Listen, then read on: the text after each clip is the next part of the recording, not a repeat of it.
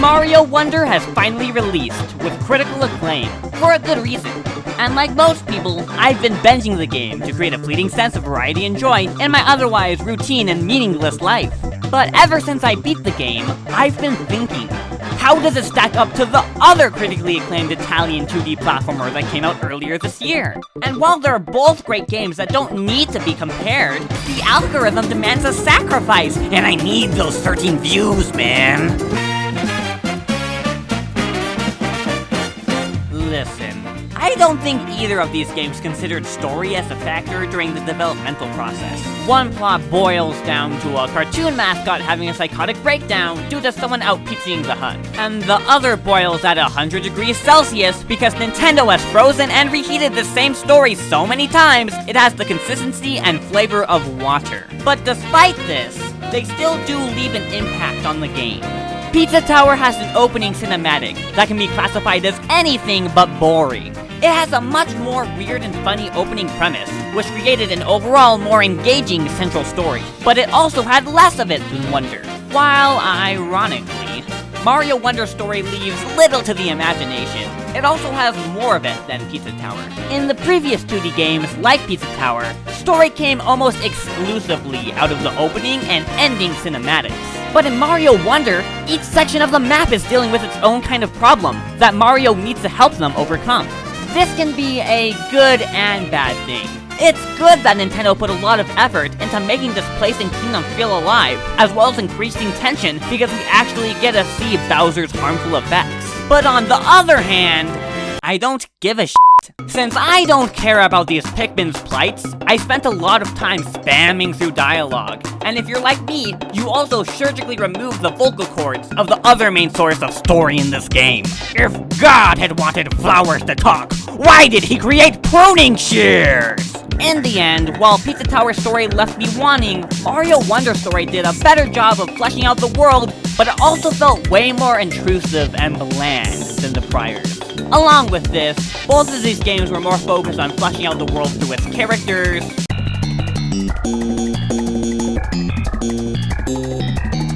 Now, in my objective opinion, graphics don't matter at all, but art direction definitely does. I don't care how much P's or K's the game is missing. If a game can deliver stylized visuals with a unique feel, it's a good-looking game. And for this, Mario Wonder has received tons of praise. And to an outsider, Pizza Tower can't compare with its MS Paint graphics. Mario's overall art style is so beautiful and stylized, with so many little animation details that really make me feel like Mario's about to go to jail for war crimes. But, this game is not called Mario Gorgeous, it's called Mario Wonder. This entire game's selling point is its weirdness factor. And while I think that the art and animation is perfect for Mario moving forward, it doesn't carry that same feeling of strangeness that the rest of the game strives for. Pizza, though. Taking from the WarioWare series, weirdness also prevails through every ounce of this game, art style included. The amount of detail they also put into every frame of animation rivals Mario Wonder. The sloppy and exaggerated art style and animations fit right in with the rest of the game's tone. Whether it's a dancing pineapple to a chivalrous Peppino to actual dog crap in Pizza Tower, you never know what you're gonna see next. So if you're just looking for straight eye candy, Mario Wonder is where it's at.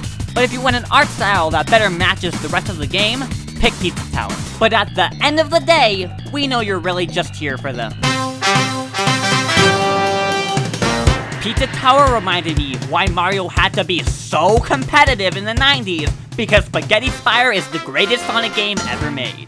The speed, the precision, the smoothness of the controls make this game exhilarating. Pizza Tower's movement options make Mario look like the 38-year-old he is. Because according to every YA novel I've skimmed for 5 minutes, anyone over the age of 17 is legally old. Look at what they need to mimic a fraction of our power. So with that said, why can't I decide which game has the better gameplay? I think the answer is that Mario Wonder has more agency in its minute-to-minute gameplay. While Mario Wonder doesn't really deliver a hard challenge until the last world, there still is technically the possibility of dying to an enemy or a hole. While in Pizza Tower, the worst consequence for hurting Peppino too much is that according to the game, you'll go to hell in real life. But everyone knows that video games are more important than real life, so that fact is irrelevant. Pizza Tower's game design is focused on finding creative ways to traverse the level, as well as to gain enough ingredients in order to progress. The urgency doesn't really come until the end of the level, when you need to outrun Pizza Face. But while Mario Curiosity has more tension on your first playthrough, Pizza Tower becomes infinitely more thrilling with its...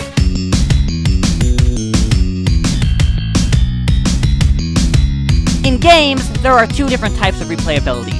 Soft replayability and hard replayability. Actually, I have no idea if that's a thing. I came up with this concept 10 minutes ago, and I have no idea if this is a pre-established thing. Do I really look like a guy with a plan? Hard replayability is when a game inserts things like collectibles that encourage replaying levels to collect them all.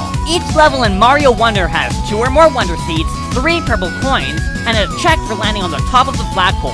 Pizza Tower also has 5 ingredients, 1 Jerome, and 1 special ingredient. But another thing Pizza Tower has that Mario Wonder doesn't is soft replayability. In order to 100% Pizza Tower, you need to get at least an S rank on every single level. There is no secret item or pathway you need to take to get an S. You simply need to do what you've already been doing, but better. Faster. Smarter. Once you've gotten each collectible in Mario Wonder, there's little reason to go back to a level besides simply restarting the game. But Pizza Tower dares you to keep getting better. Keep pushing forward. It's not enough to simply beat the pizza. You must feel the pizza. Know the pizza.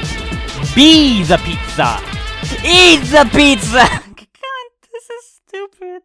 The true objective of Pizza Tower is not to beat the game, but to tower over it and claim yourself as king.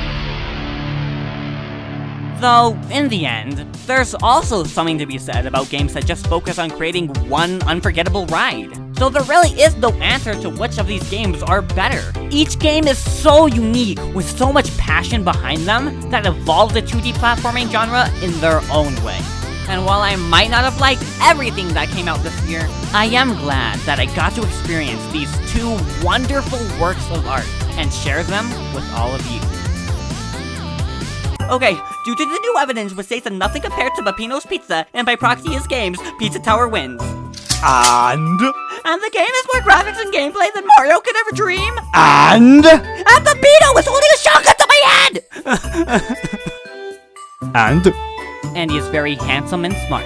okay, that's a good.